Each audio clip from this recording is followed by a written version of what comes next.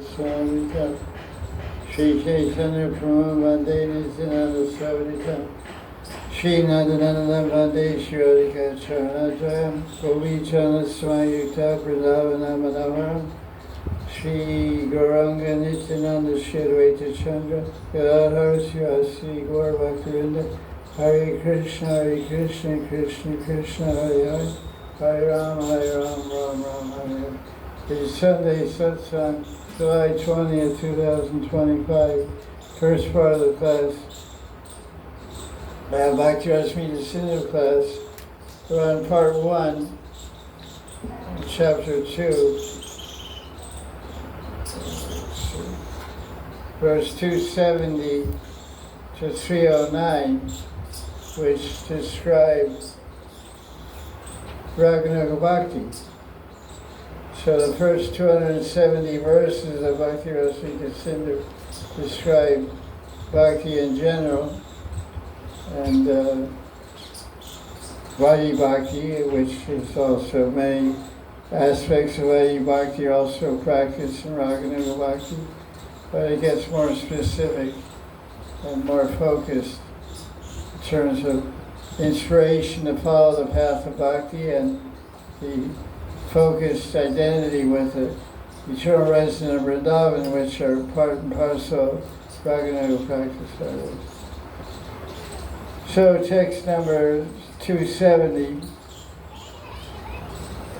which describes what Raganuga, Nuga means to follow, we follow the Rag.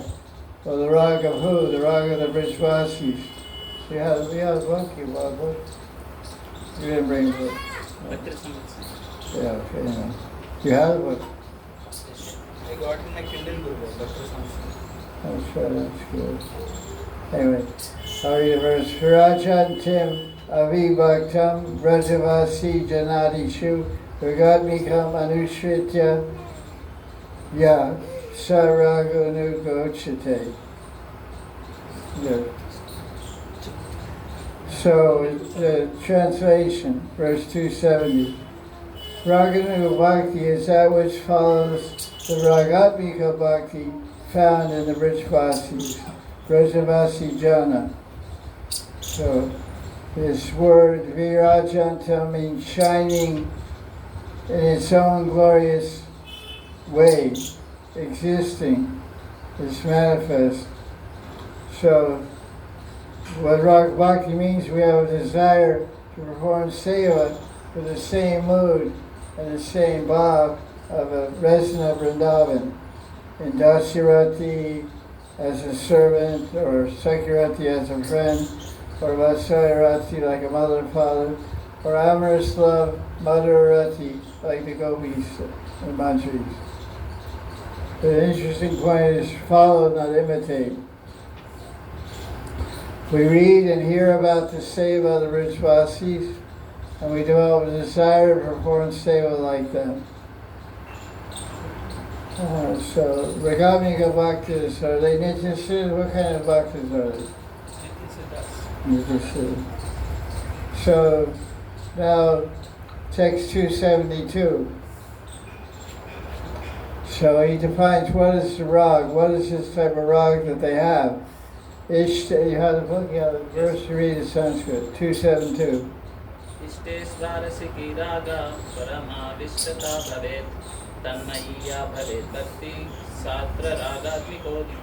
Okay.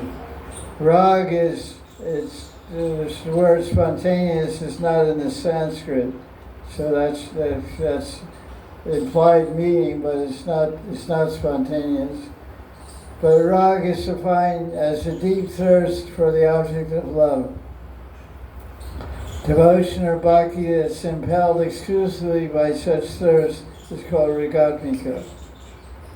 And Jiva Goswami, let's see, his commentary is incorporated in Vishnu's, which is more easy to understand. The Brijvasis like Lalita Saki, Rupamanjari, etc., Radharani, they have a thirst, love-filled thirst, which gives rise to absorption in Krishna. It says here, Tadmai Yadbhavet Bhakti. That bhakti is Tanmai. Tanmai means absorbed in, made of, composed of. They're just made of that. Absorbed in. They have so much loving thirst. So Vishnu gives an example. The meaning of this sentence in this verse 272 is that the love-filled thirst of the rich Vasis or actions inspired it. For example, stringing flower malas for Krishna. When they do that, they become completely absorbed in Krishna's love. So this is a distinction of Ragadvikas. Admika means body, mind, identity, everything. So when Radharani's making a garland for Krishna, she's totally absorbed in her amorous loving mood for Krishna. So every flower that she touches, every flower that she strings together is imbued and saturated with her mood of amorous love. That's why when Krishna gets a flower mala strung by Radharani, he doesn't wear it. He worships it. Because he worships the love that this represents, and the fragrance of the love that this garland is carrying, not the fragrance of the flowers. Flowers is a secondary fragrance. The main fragrance of the mala is the fragrance of our hands, which are made of Mahabhav and exuding Mahabhav in everything she touches or contacts. So every flower is a Mahabhav representation. It's not representation, it is Radharani's Mahabhav. So Krishna smells Radharani's hands on the flower and he goes into ecstasy receiving her love. This is Ragadmika Bhakti. Mother Ragadmika Bhakti. So there's two types of Ragadmika Bhakti you find in Golok Vrindavan. One type is impelled by amorous loving feelings. It's called Kamarup. Another is by relationships, mother and son, friend to friend, master and servant. It's called Sambandha. Sambandha means relationship. Sambandharup or Kamarup. So Jiva Goswami's commentary. Kamarup is a type of bhakti that is impelled by amorous loving feelings. It creates a certain type of thirst within the devotee. Sambandharup means devotion impelled by thirst for a relationship.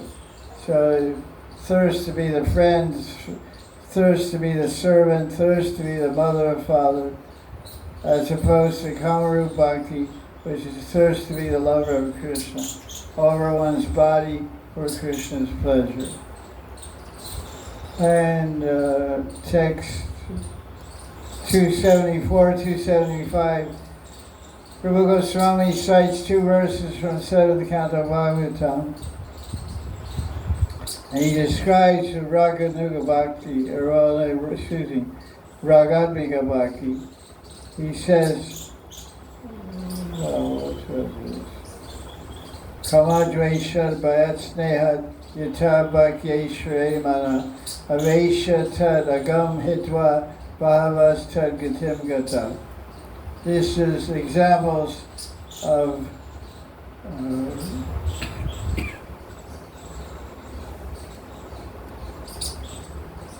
says Ragadmika Bhakti. The second verse. Yeah, but Shishupal, I don't know, it's Ragadmika, he's not a resident of Vrindavan. Pandava is not, no, it's like 275th verse, like fourth he is describing the same way gopis, he's talking about 5th verse. what? This translation of 275. 4 and 5th verse is Ragadmika.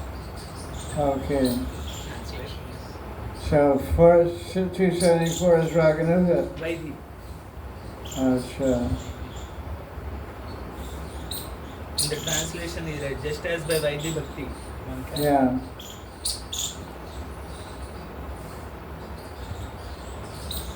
You can change spiritual goals.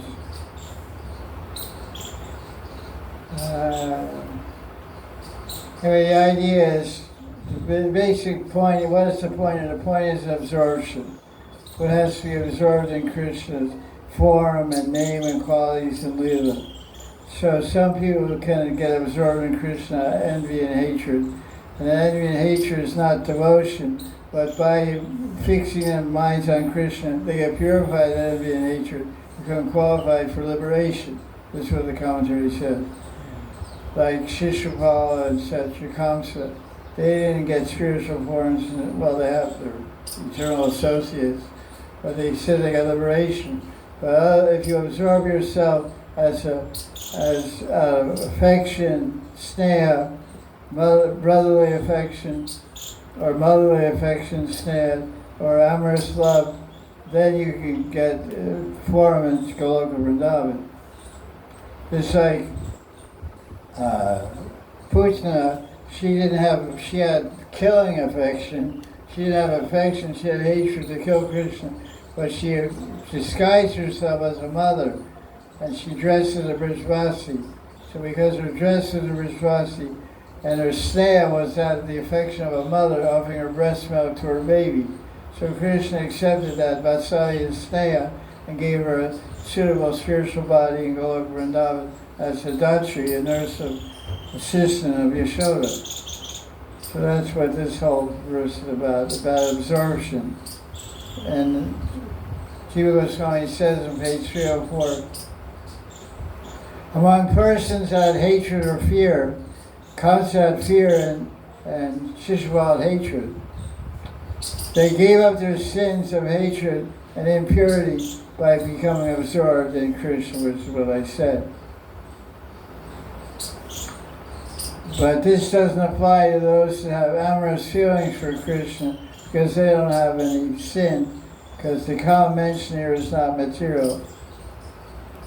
The gopis' love is called Kam, but it's actually, the acharyas say Kam is another way to describe Madhurya Prema of the gopis. When they say Kam, it means prema. When we say Kam, it means Kam. Kam for us is material desire. And then he explained, okay, it goes on like that. So I'm just highlighting different points here. Verse 278. Rupa Goswami says, when it says the enemies and dear friends of Krishna attain the same goal, it means the same end, only in the sense that Brahman and the personal form of Krishna are one entity. In the matter of the race of the sun and the sun are one. So the eternal associates go to Goloka Vrindavan and get spiritual forms, sarups, and those demons and inimical to Krishna get liberation in the Brahma Jyoti. That's a general twist. Sometimes there's an exception to that, which is explained in the commentary in 10th canto. Like Aghasura. Aghasura was a big snake, python, killed by Krishna, and it appeared that he merged in the body of Krishna. So he got Brahma Suja, but it says he actually got Srubya Mukti in the commentary. So he got some form. In fact, there's a snake in the spiritual world, dried up snake. The Aghasura is in Goloka Vrindavan, and the cowboys play in it. It's like a playground for kids. Some plastic snake, and you walk inside. So it's like that, but when he wants to have Leela, plastic snake comes alive, comes down for Leela. He's just posing as a dormant position. Because he wants to do seva. So what seva can you do up there? He just have his mouth open. It's a cave to play hide and seek. He doesn't emit stinky breath. He doesn't have a bunch of dead animals in his belly and stuff. But when Krishna comes down, like Satyanarayana says, the demons are like holograms. That's really cool. They come to life when Krishna wants them. The same with us. We were dead until Krishna made us come to life. Jeev Jago. Wake up. So we wake up and start serving Krishna, and then life begins. Otherwise we're living dead. Night of the Living Dead had some movie like that 50 years ago, 60 years ago. And text 279, enemies of Krishna generally merge into impersonal Brahman, but some may attain a semblance of a form like Krishna, Surabhyabhasa, and remain absorbed in the happiness of Brahman. There's two types of Brahman realization. What are they?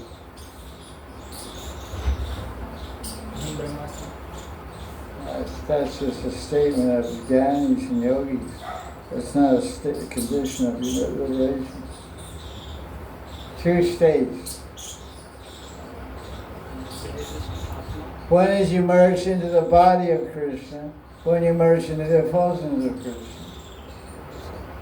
They're all described in Bhakti Sandarbha. So when they merge into the body of Krishna, they have a semblance of a body.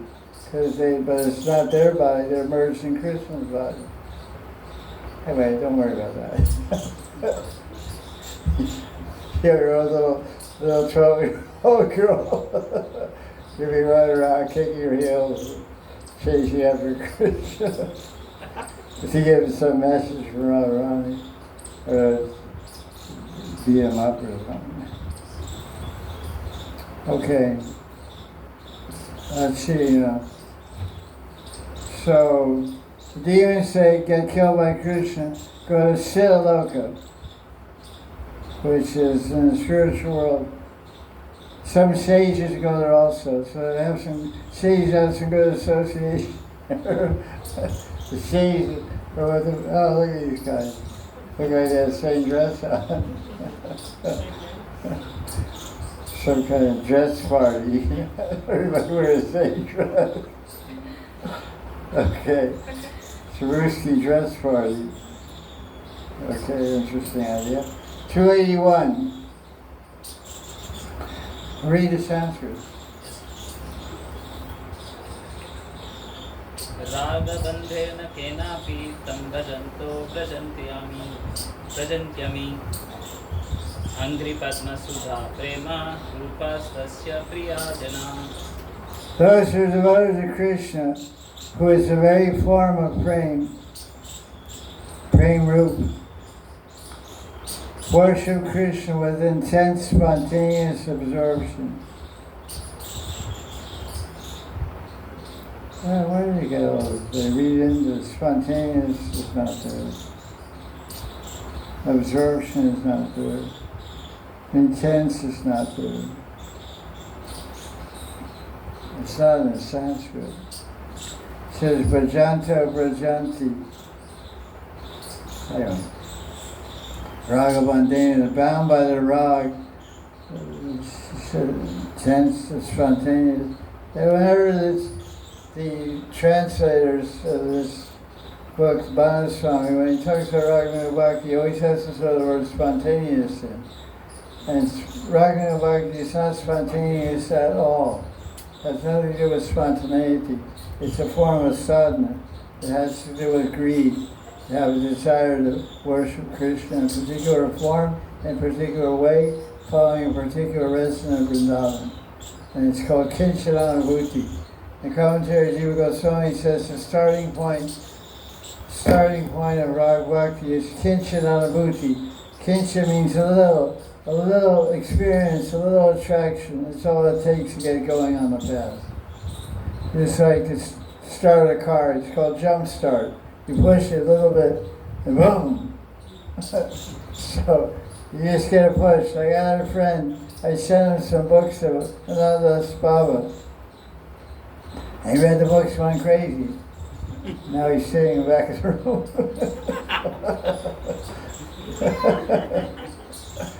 Turn the camera around. We'll do that for a small fee. Hey, you got a buddy sneaking in late. Good. Get my stone. I got my, go over here. Go over here.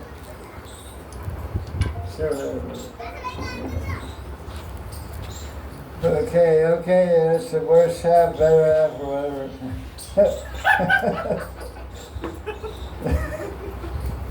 We'll say better half, I don't know what else to say. So, this is talking about rag bandhena, be bound by rag. Dear devotees of Krishna, who serve Krishna out of intense passionate attachment. This is my Gurudev actually translated this verse. I wrote it down here. The same verse 281. Dear devotees of Krishna who serve Krishna out of intense passionate attachment, rag bandhena, forever drink the nectar of prema of its lotus feet. Oh, nice one. Angri Padma Sudha. Sudha means nectar, Padma means feet, Angri means lotus. Padma means lotus, Angri means feet. Priyajana. Priyajana means those dear devotees. Jiva Goswami says, who are these devotees? These devotees are the gopis. Okay.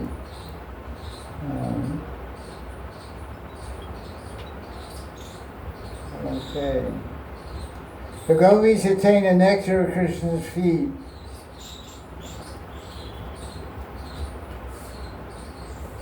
Which is filled with various types of sweetness filled with prema. This is Jiva Goswami's commentary.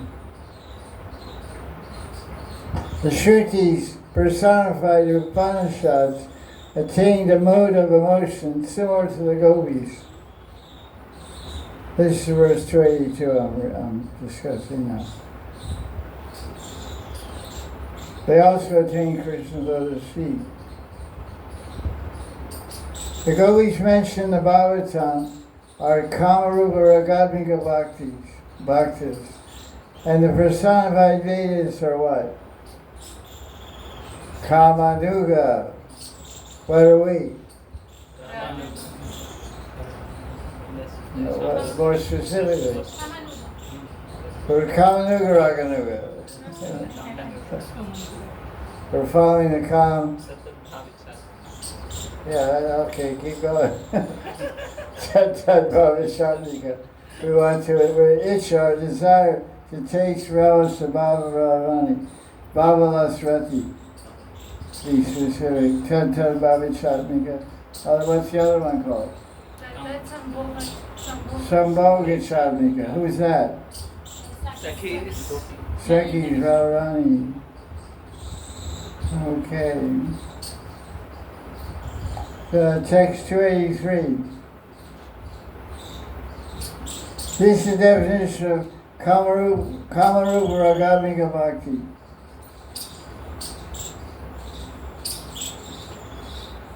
Kamarupa Bhakti is full of absorption in Krishna. It produces an intrinsic thirst for amorous, loving relationship with Krishna.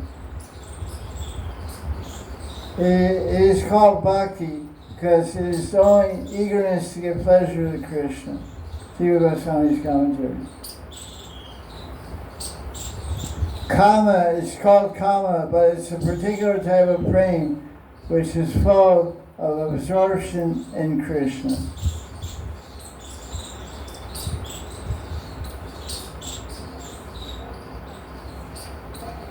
The thirst for amorous love, enjoyment with Krishna is the essential nature of the devotee in this Kamarupa Bhakti. They're only filled with intense zeal or eagerness for the happiness of Krishna.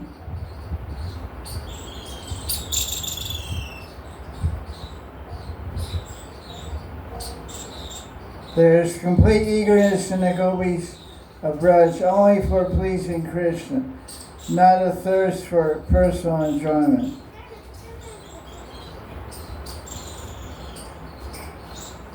The gopis' love for Krishna has a special sweetness.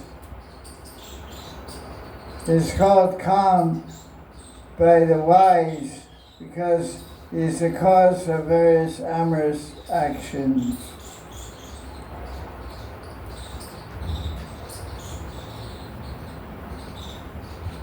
So there's two types of things. There's Kamarup and Kamatmika. Kamarup describes only bhakti with amorous actions, and Kamatmika means bhakti with amorous actions plus amorous emotions, full absorption of the body, mind, and heart in pleasing Krishna.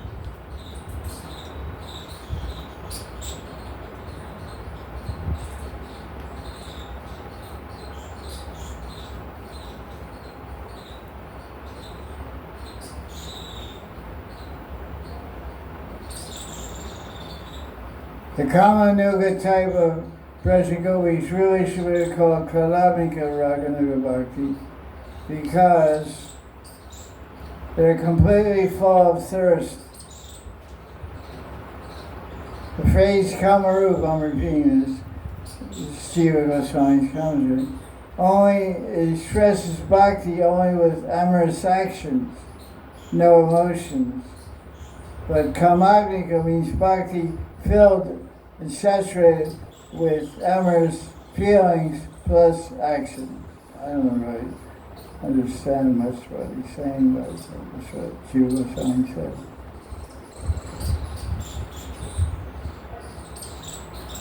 I have a note here, I'll read this note. I think maybe my guru, they tried to elaborate. I took a note here. But calm is, understanding calm signifies action. Literally, the word calm means desire, lust. In reference to the Brajagopis, the word kama is translated as prem. The word calm is used to refer to the Brajagopis, means love or prem. But prem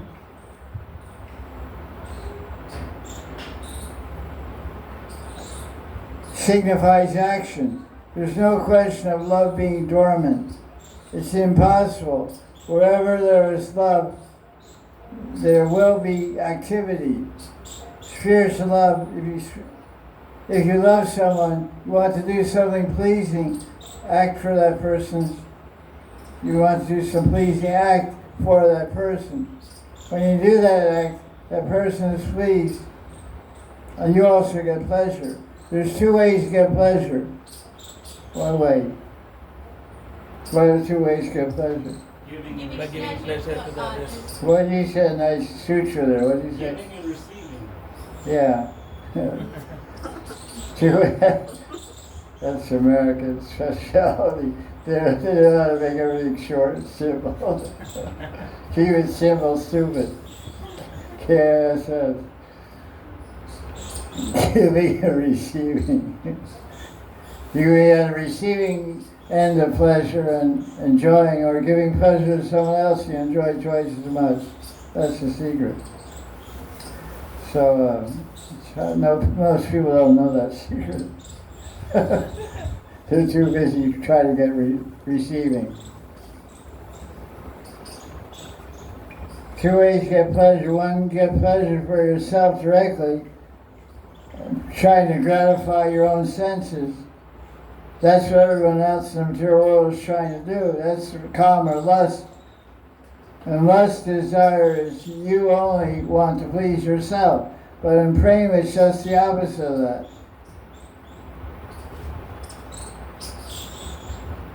Prema priti means you desire the satisfaction of the object of your love, the person of your love.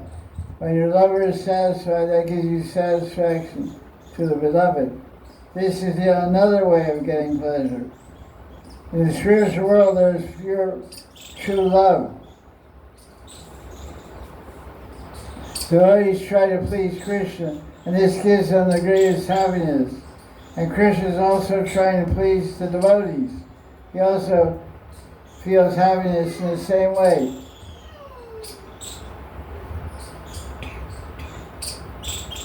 So that's the situation. And in verse 285, Rupa Goswami says, the Kamarup Bhakti of the Gopis is same as simply as Prema.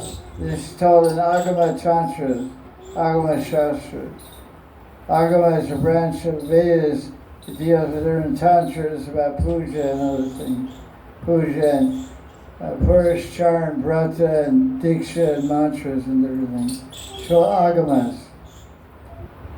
Okay.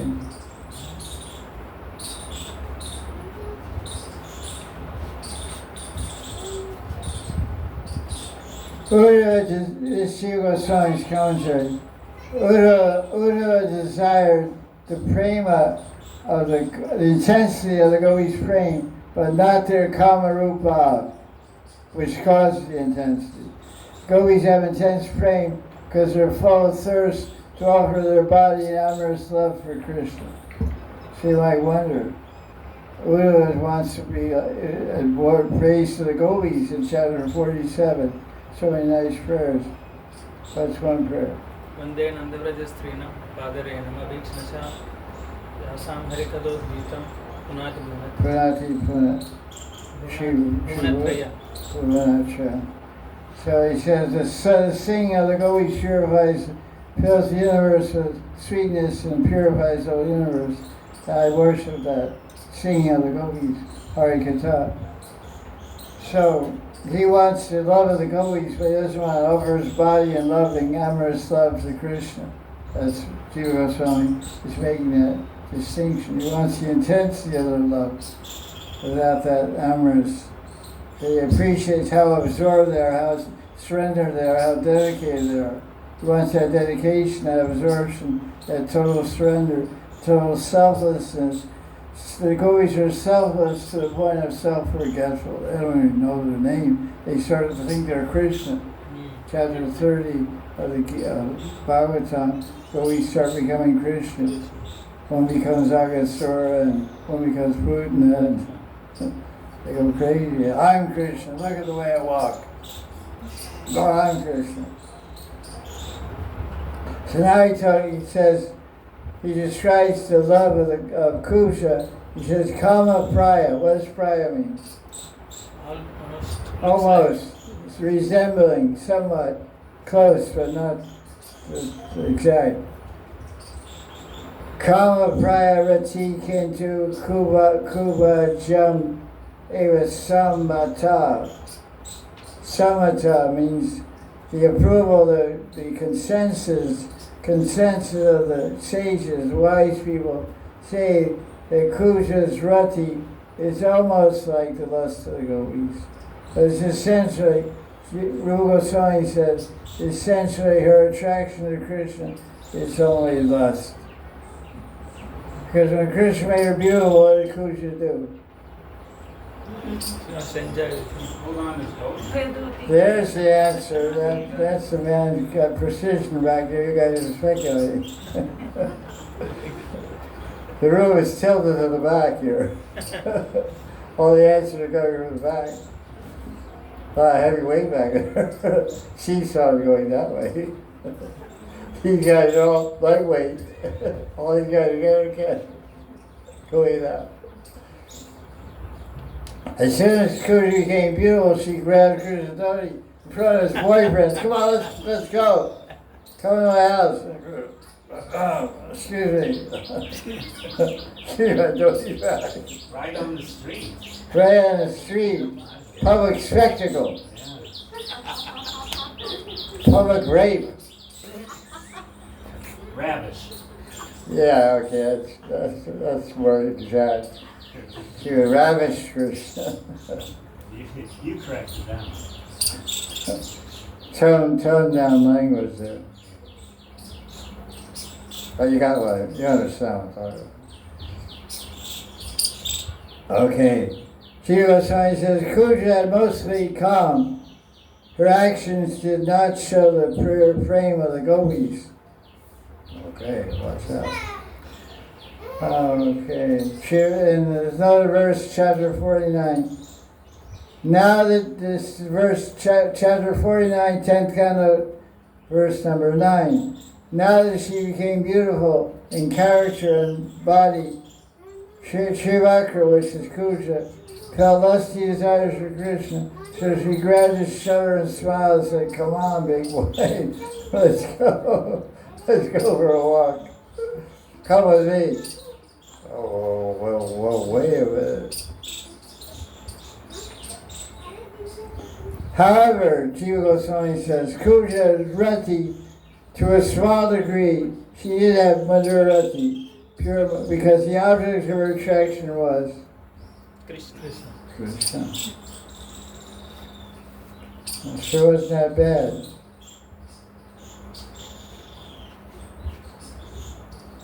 So all the relationships in Braj have a predominance of intense affection and rag caused by a lack of awareness that Krishna is God. Okay. Rag, the word rag means attachment in the mind. Rag is the quality of the mind. Bhakti, what does bhakti mean? Bhakti means to make permanent changes in the mind. We have to absolutely give up our previous ideas and conceptions. If we really want to love someone completely from the heart, we must kill ourselves. Give up our concept of our own happiness, our own pleasure, our own desires. Love means murder. Love means murder.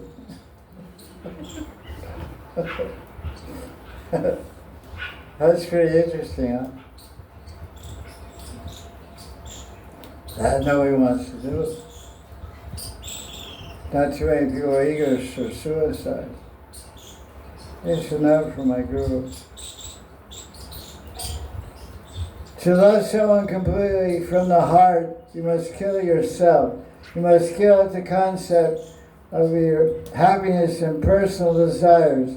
You have to totally give up yourself. Kill your material personality. Suffering is caused by not surrendering to Krishna. Once we have a feeling of love for Krishna and follow it, you become blissful. You have to follow your bhav for Krishna, otherwise you follow your mind. It will always change, it's always changing and facing obstacles and obstruction. Raganuga Bhakti means to follow the Gadmika Bhava of the rich Vasis and desire to attain their Bhava. This is Raganuga Bhakti. This type of devotion is not dependent on Shastra. It depends on natural liking. Okay.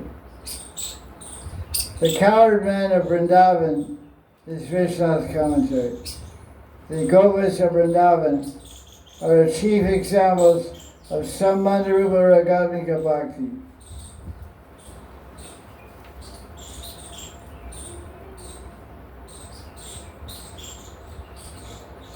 So he said, from these two types of devotion, verse 290. Wait, it's answer. रागात्मिकाय वैविध्यात् द्विधा रागानुगाचसा कामानुगाच सम्बन्धानुगा चेति निगद्यते. You tripped at your meter there. Sambandha anuga cheti nigadyate. Okay, recovered.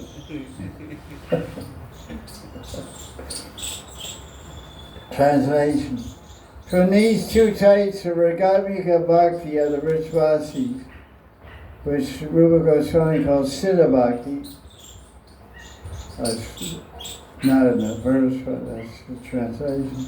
Two types of Raganuga Sadhana Bhakti appear. One is called Kamanuga Raganuga Bhakti, and the other is called Sambandhanuga. That's why I asked earlier what type of Raganuga Bhakti were we practicing. You said what? Kamanuga. Anyone who desires... Oh, well, that's not that. That's verse 291. What is? Okay. So now, 291, this is a pivotal verse of Raganuga Bhakti. It's the basic qualification of start Raganuga Bhakti. What is it? Oh. There it is. These guys are sharp. Guys, don't run to the back. Wait for a second. The question's not even out of my mouth. It's going. Loba, greed. Sanskrit. रागात्मिकैकनिष्ठाये व्रजवासी जनादय तेषां भावतये लुब्धो भवेत् अत्राधिकारवान्. Adhika, Atra, see the last word, second line. There's three words combined together there. Atra, Adhika, and Van. What does Van mean? Bhagavan.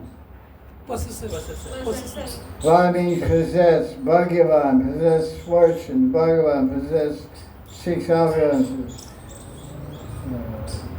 That's Van. Van, short A, means forest. So, Adhikar means qualification. One who possesses a qualification. Brajavasi Jana means residents of Vrindavan. They're fixed in Ragatmika Bhakti. So, second line, Bhav Apte Lubdo. Apte means desire, Lubda means greed, and Bhava means emotions, sentiments, feelings of love. So one who desires with intensity, not intensity, one who's greedy to desire to have the Bhava of Nishtha and Krishna of the Brajavasis, Ragatmika Bhakti, is eligible to start practicing Bhakti. Raganuga Sadhana Bhakti.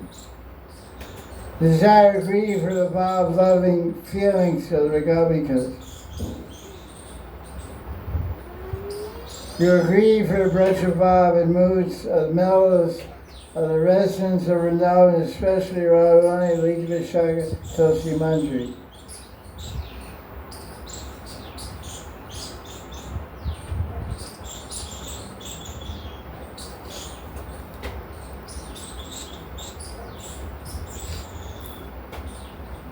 Okay, here's a translation.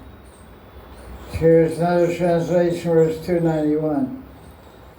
Anyone who desires to attain the feelings of the Vrajavasis, who are exclusively fixed, that's Nishtha, exclusively fixed in Ragatmika Bhakti, Ekanishta, is qualified for Ragatmika Bhakti sadhana. The hallmark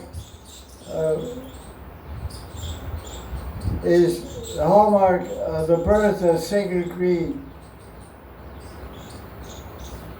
for these feelings is that after hearing about the sweetness of Vrajavasis,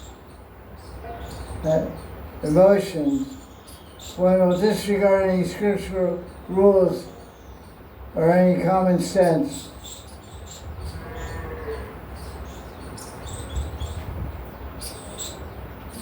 One wants to attain the feelings of the Vrajavasis is qualified to begin Ragatmika sadhana. Oh, interesting. Like Guru made a note here. He says, you may not even have a specific rati or bhava in mind. You simply crave or have a desire for the generic bhava the Vrajavasis have towards Krishna. It may be any rati. The speciality of the rati will come later. Because you read Krishna, when you read about Krishna's pastime in Vrindavan, I really like the way the cowboys interact and Mother Yashoda. I go, we like the general idea of their interactions, and you really want to be part of that whole scene and exchange of love and beauty and intimacy and not absence of Aicharya and opulence and awe and reverence. That's the starting point for Rag Bhakti.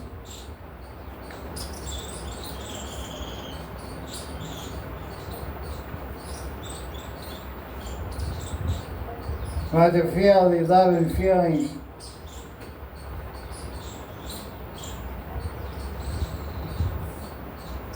how do you get this greed?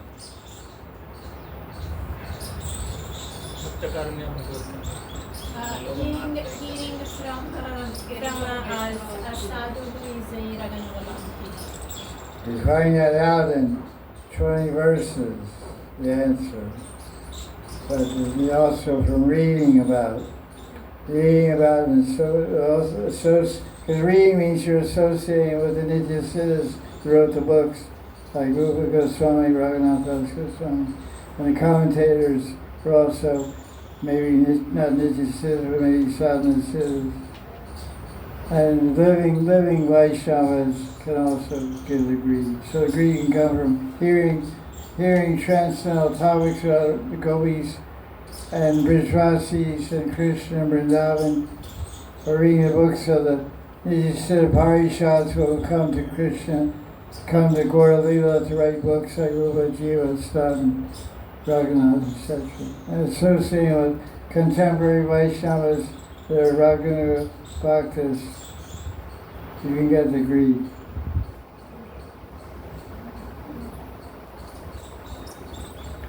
It's really complicated now. My book is so full of notes now I can't figure out which one. So, more notes than the book. Okay, text 294. Oh, what time did we're not question and answers all this. 452. Oh, we'll go a little bit more. No, that's not too much to get headache. We'll continue tomorrow. I mean, next Sunday. Okay, that's that.